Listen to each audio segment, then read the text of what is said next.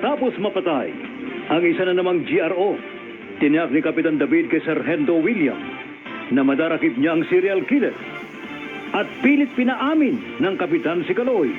Si Sargento William naman ay nanligaw kay Perla at naging magkarelasyon sila.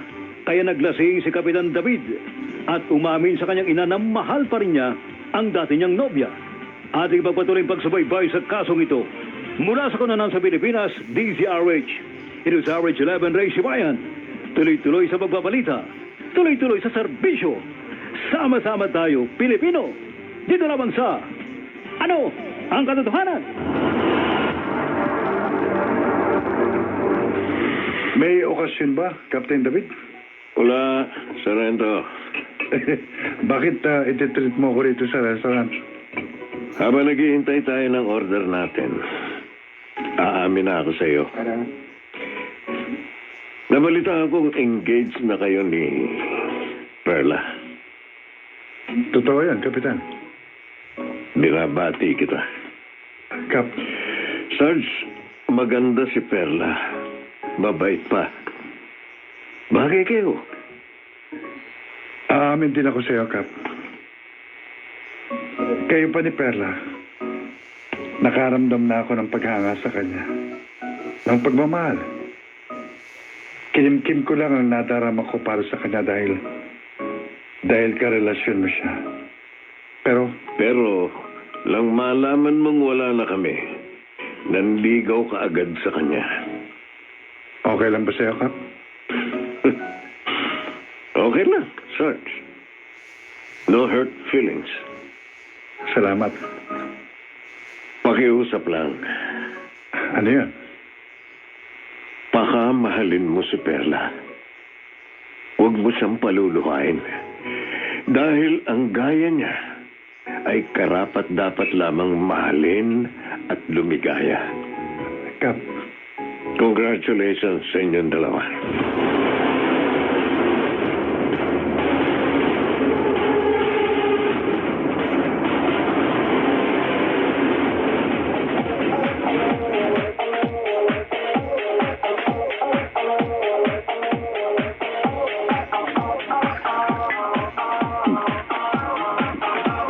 Hi, Kapitan David. Wala ka yatang kasama. Kilala mo kita? Ako si Zenny. Pwede ba ako makishare sa table mo? Opo. Thank you.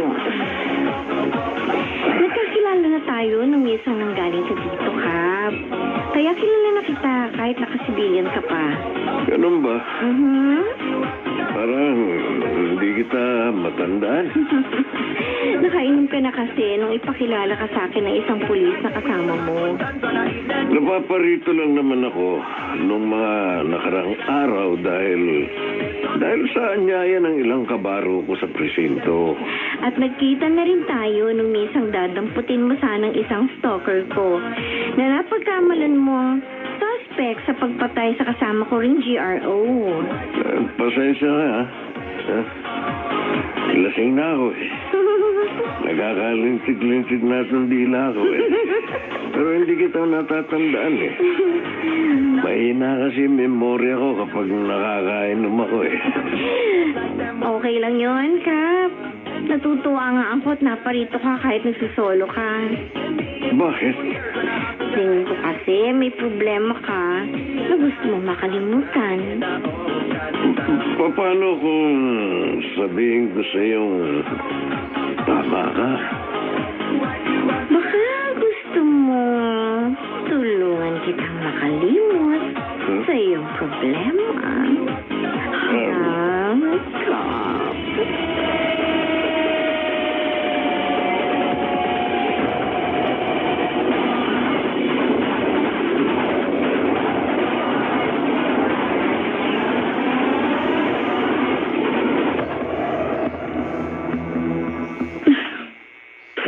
Perla, galit ka ba na kahit ilang araw pa lang nagiging tayo?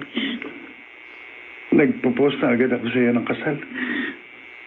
Hindi ako galit, William. Bakit ka napalo ka? Kasi sabi mo, nagkausap kayo ni David. Pinagbili niya sa yung pakamahalin mo ako at huwag mo akong paluluhain. Perla, Kaya ako napaluha. Hanggang ngayon pala, mahal pa rin ako ni David. Mahal pa rin niya ako. Kaya isang malaking palaisipan sa akin kung bakit siya nakipag-break sa akin.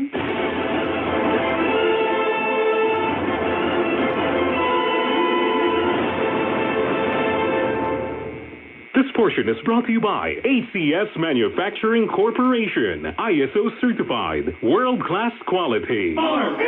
Champion Superpower with X-Stain Technology.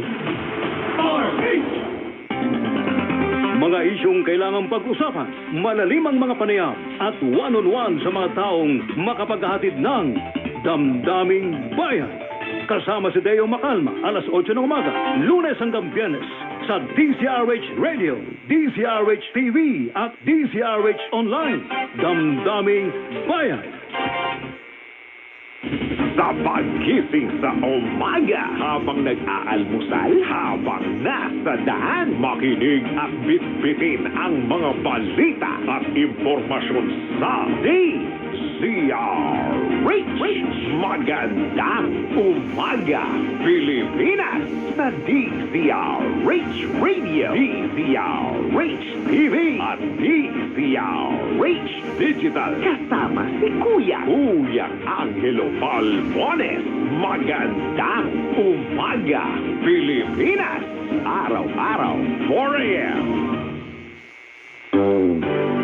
Saan man mangyari ang balita, hagip ng Balitang Prompting. Lunes hanggang Biyernes, 3 a.m.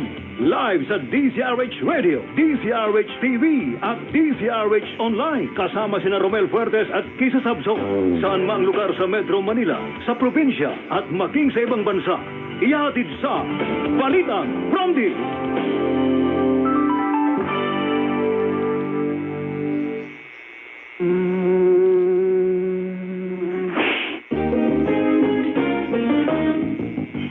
Ang kate!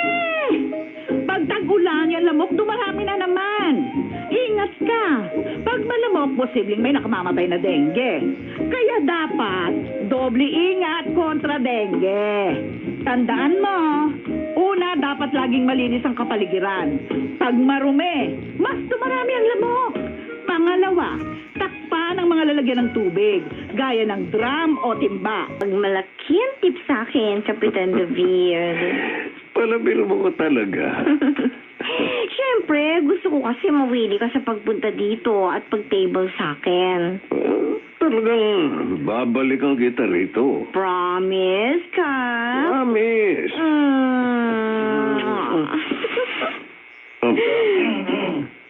Uy, Ha?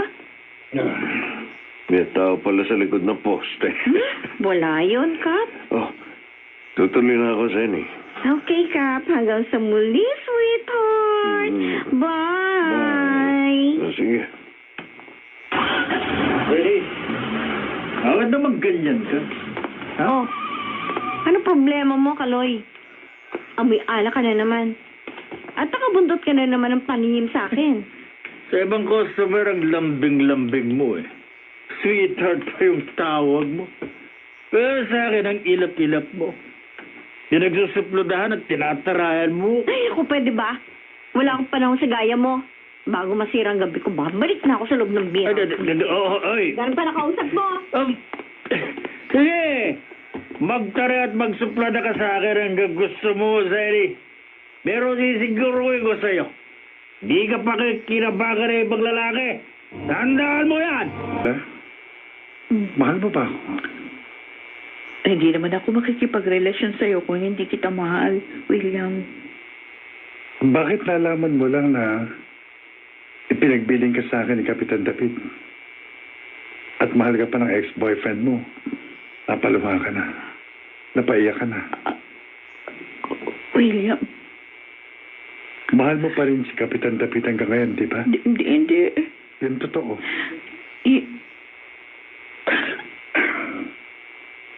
Kahit hindi mo aminin, Perla. malinaw na may pagtingin ka pa rin sa dating boyfriend mo. O sige, hindi na ako magkakaila sa'yo. Si David talaga ang mahal ko. Nasaktan lang ako nung makipag-break siya sa akin. Sa hindi ko malamang dahilan. Kaya ako nakipagrelasyon sa'yo. Para pasakitan siya. Perla, Pero si David talaga ang mahal ko. Si David lang.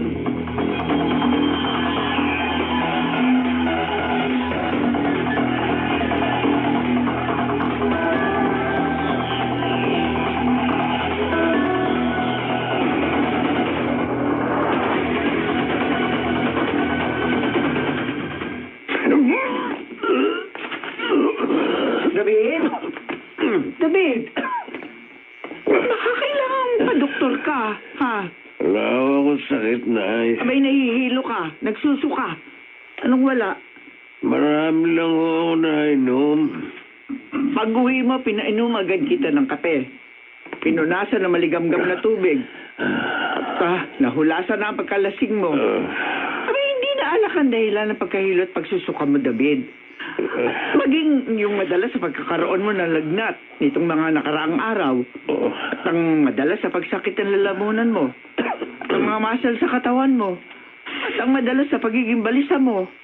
Nay. Anak, sundin mo ko. Utang na loob. Magpa-doktor ka na dahil parang may delikado kang sakit.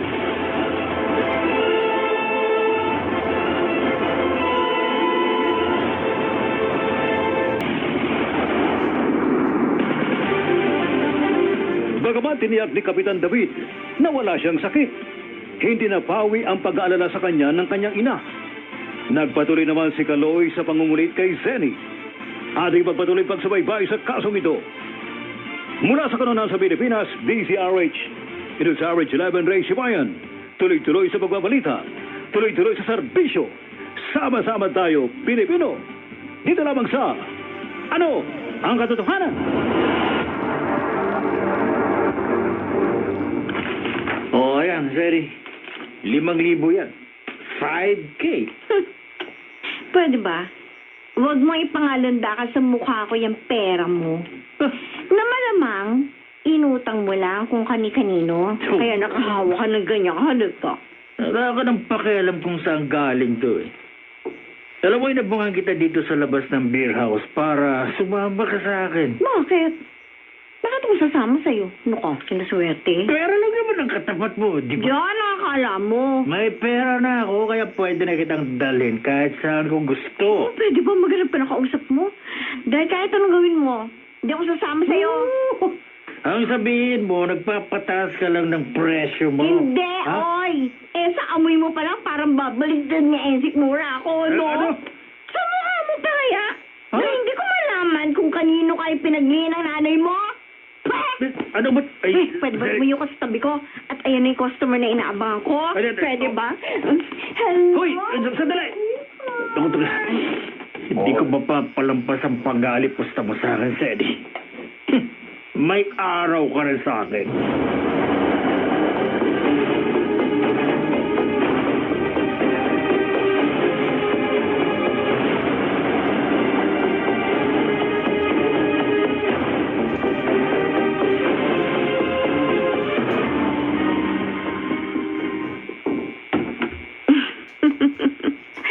Ano ba naman itong pinagdalan mo sa akin, sweetheart? Luma na abandonado pang bodega? Okay rito, Senny. Malayo sa ibang kabayan. Sa bagay. Para maiba naman. Sa bagay, nakakasawa rin sa motel eh. Ilang customer na ba ang sinamahan mo? Konti pa lang. Dahil basta hindi ko type yung customer, ay hindi ko sumasama. Kahit malaki pa yung bayad. Ilang customer lang nahawaan mo ng sakit? Ha? Ano ba namang klaseng tanong yan? Sagutin mo ang tanong ko. Wala akong sakit, sweetheart. Yung totoo. Maniwala ka sa akin. magsabi ka ng totoo bago ka mamatay. Bakit naglabas ka ng kutsilyo? Dahil pumapatay ako, Sally. Pwede ba? Huwag ka magbiro ng ganyan. At ikaw, ang magiging ikatlong GRO na magiging biktima ko. Ikaw? Kapitan David? Ikaw ang... Oo. Ako nga. Ako ang serial killer. Ako ang pumapatay ng mga GRO na may sakit na AIDS. Ako! Ang GRO na si Zenny ng serial killer na si Kapitan David. Mga nagsiganap, Lionel Benjamin,